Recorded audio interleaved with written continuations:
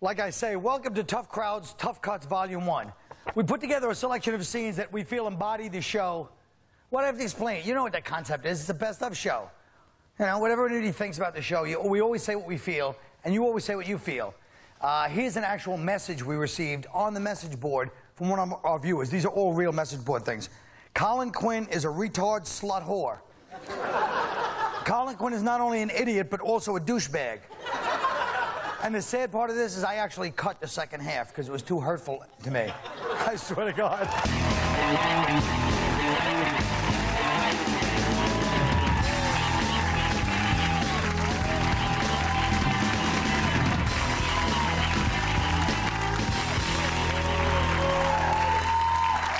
Well, let's go to our first online posting. We had a lot of people talking about our racial content. This person writes, if you notice, nobody's off limits on their show. White, black, Hispanic, Asian, Jewish, Irish, Italian. You know, it's true.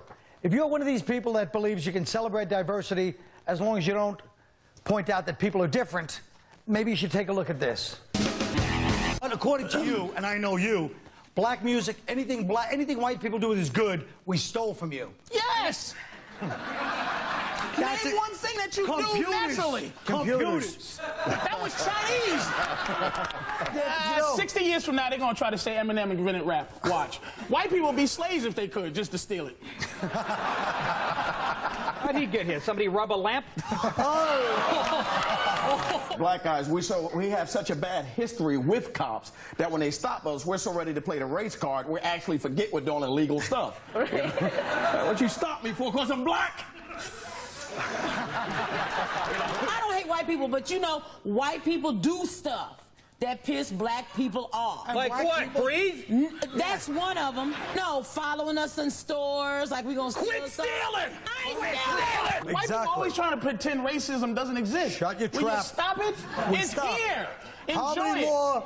How many more apologies do you bastards need? You didn't give us one. Irish guys are like Puerto Rican women. After 30, they're finished. I don't want to share. I practice affirmative action here on this show. Okay, look, today we got a Jew, an Italian, a black, and even a special needs person. Should affirmative action be part of the college admissions process, John?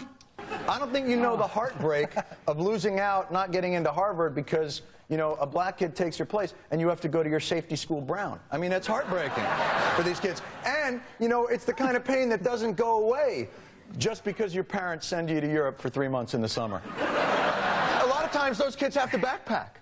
That's true. Don't you think if you really believe in affirmative action, you, as white males, I'll say, would give up your job right now? That has nothing to do We're with not it. asking you. You're not a white male. You're a black woman. Relax. I am a black woman. You're so good at this. Thank you. That shit about yourself. So tonight, we've each written down a few things that we feel you never get to hear our respective races own up to.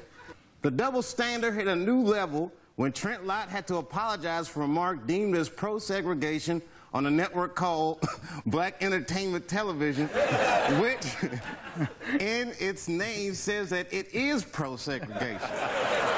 I mean, black guys don't get hired in certain jobs. It's not racial, it's cultural. You can look like Donny Osmond, but if you show at the interview going, you know, where the white bitches at? You know, you ain't gonna get the job. And plus, are you looking at me like, hold on, let me respond to this. He looked at me like I was the guy showing up at the place saying where the white bitches at.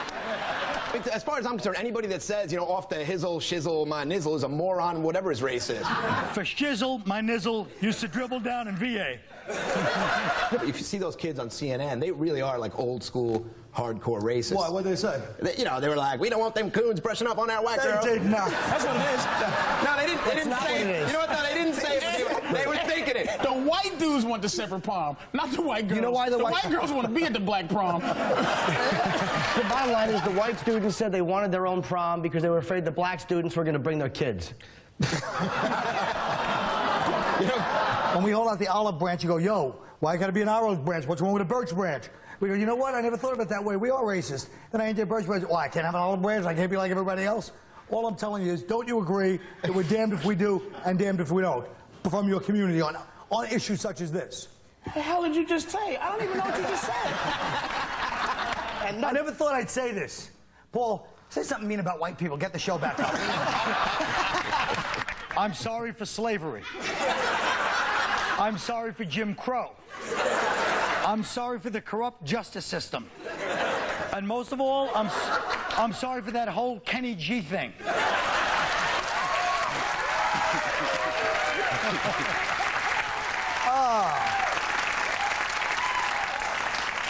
Well, folks, when I'm going through the message board at 4 a.m., and yes, I realize I talk too fast and stutter.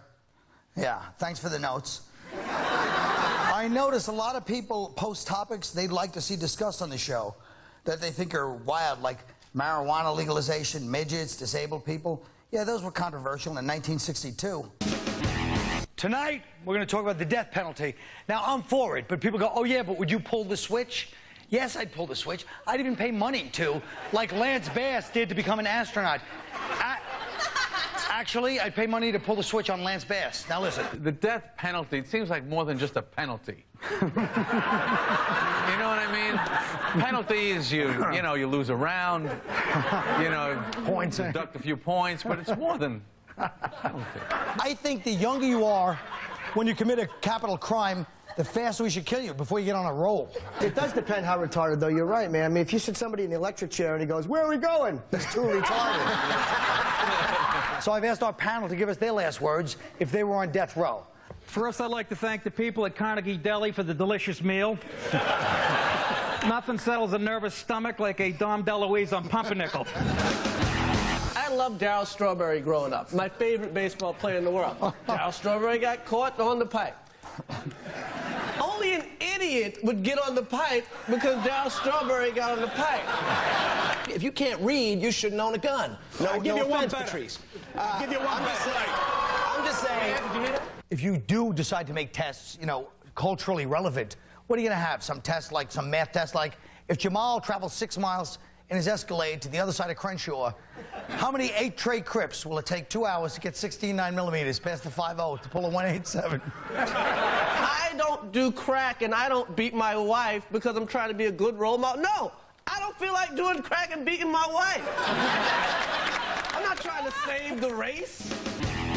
The Academy Awards are a lot like the Middle East. They're unpredictable, explosive, and the Jews are in charge. I think we can all assume that if we threw them the Jews, this would stop right now. All right. What? I'm just being realistic. What I'm do not you mean saying... if you threw them the Jews? If we just went to them... When the Jews would understand, we go to them, hey, it's just business. Start talking about the Jews. I'm getting out of here. I got a show coming on. And I ain't trying to... Y'all ain't saying nothing about no Jews now. All I'm saying is when you go into confession, you don't necessarily want the guy to go, oh, you think that's bad? You should hear what I did this weekend. That's all I'm saying. I admit, it's a little suspicious when the confessional booth has a glory hole. I'm not going to lie. But I'll say something else, John. Now you can have two sets of warriors. You can have the Shites and you can have the Kurdish or the Shites or the Shoots, whatever you call those people there. They're fighting each other. They all wear the same sheets. You don't know who the hell's the Shites, who's the Shites, or who's the Kurdishes. Hey, Mom, who told you to cut hair? OJ? Come on.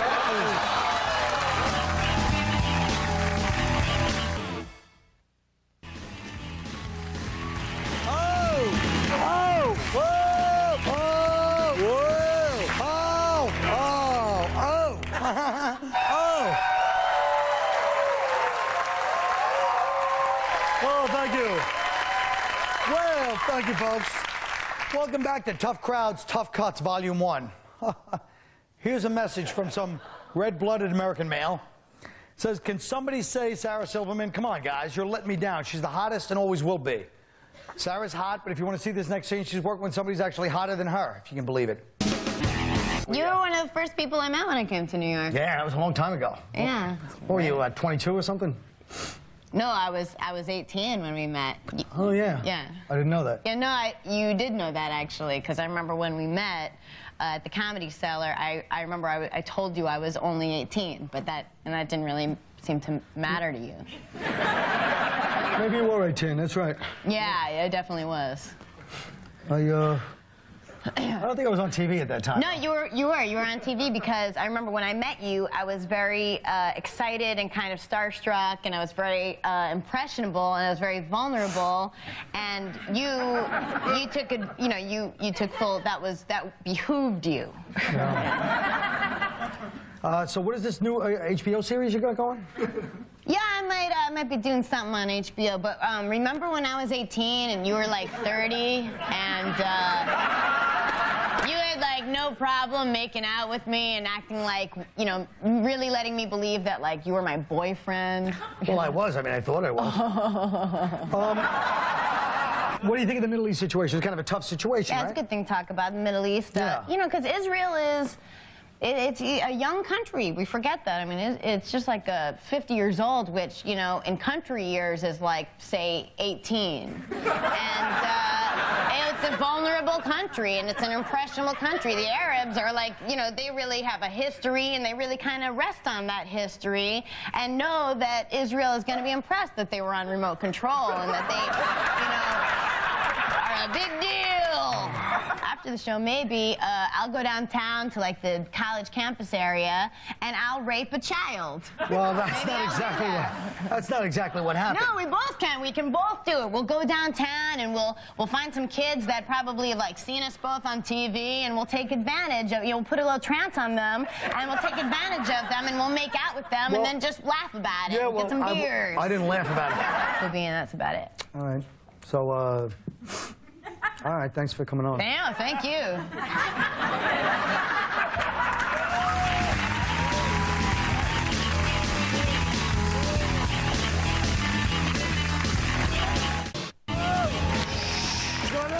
Shut up. Shut up. Shut up. Shut up, stupid. Just shut up and do the job. Shut your mouth and you shut up.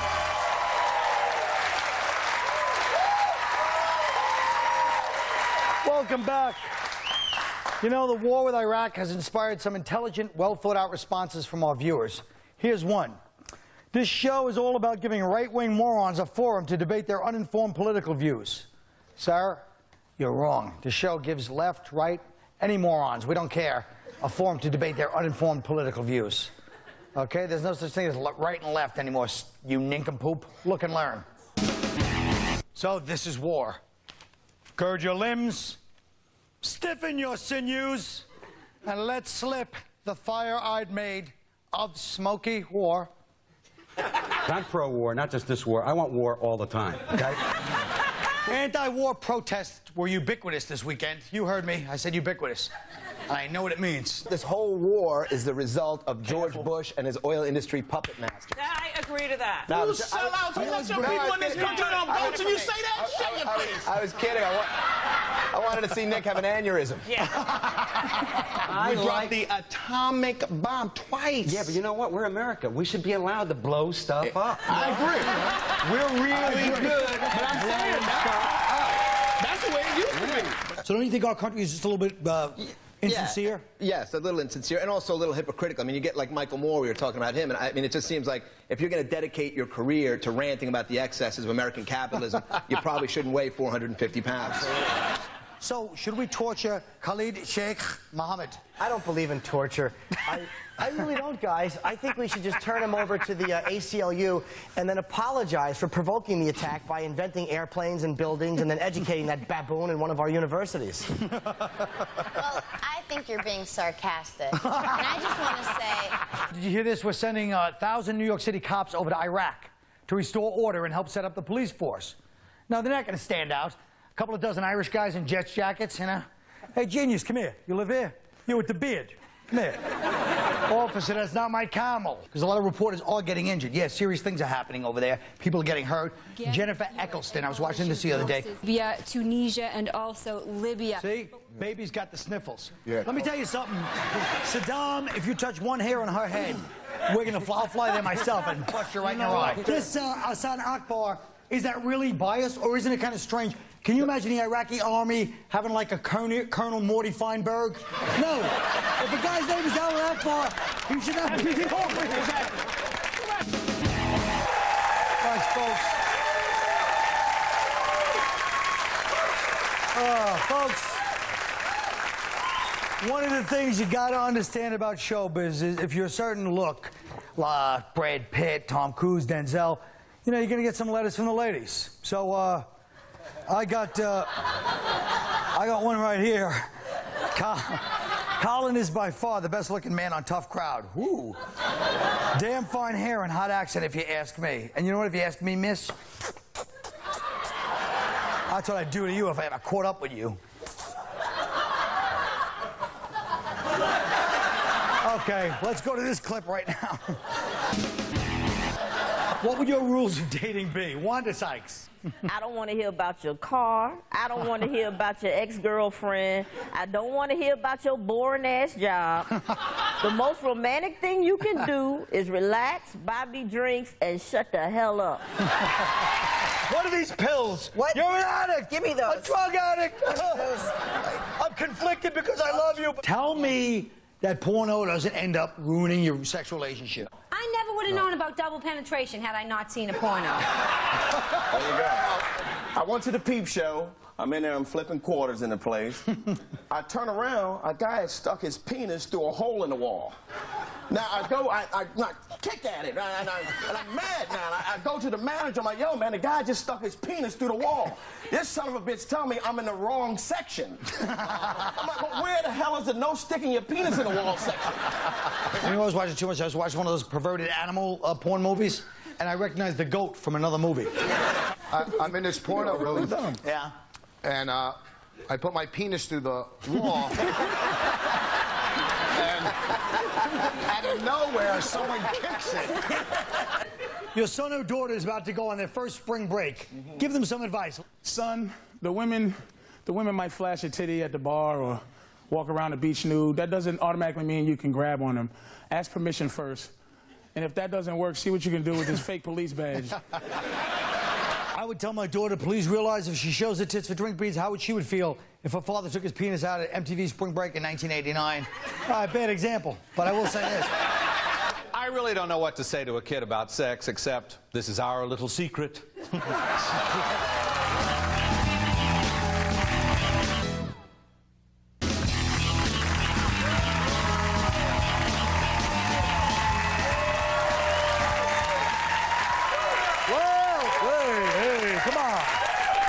How do you like my lighting? Here's a letter from a viewer who's very concerned about us. I'm sure it's very difficult for the comedians to come up with material for the show every night. I would say no, not at all. In fact, some of the material seems to write itself. This truly is a bunch of unmitigated failures and flops. It's nice to see you, Joey Fatone's father. Hello. Shut up, Mr. Mid-Season Replacement.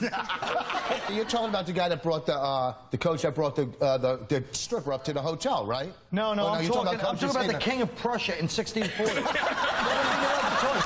And give that shirt back to Curtis Mayfield in 1961. Now listen. So all I'm saying Get is... that mitt out of my face, will you? I'm like Fay Ray. Get that hand off me. Settle down there, Ton DMC. A lot of... There's nothing worse than a black nerd. Except for a white shellless turtle. I used to have a nervous twitch where I would stand... You spent all this money. You and I could have sat down. I could have had a cigarette. He could have come in with very funny. They love it. We go home. I like the fact that I could have had a cigarette as part of it. I think The UN don't follow their own rules. When the UN don't, I think it doesn't. Oh, please. Nick is a dumb dago working class bore. His IQ is under 100. As far as my IQ, it is under 100, but that's only because your sister swallowed 40 points of it last night.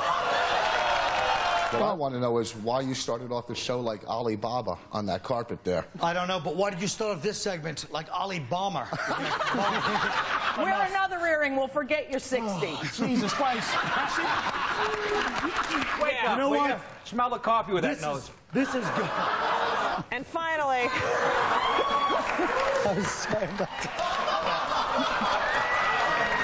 If they really believe in the craft of it, they work really hard versus someone who just comes from an MTV game show and gets a career without any preparation. You're probably going to take all the stuff when the show gets canceled and put it in your apartment, right? Right? What else am I going to do? Leave it here so somebody else As a matter can of fact, steal it? I would take good money that you're actually living here in the building right now. Carl, that's a nice jacket. Does it come in leather? It still hurt that show that they canceled that?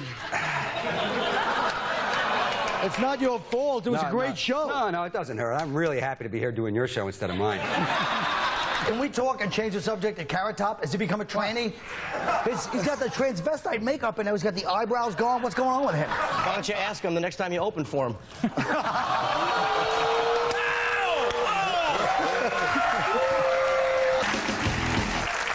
Whoa!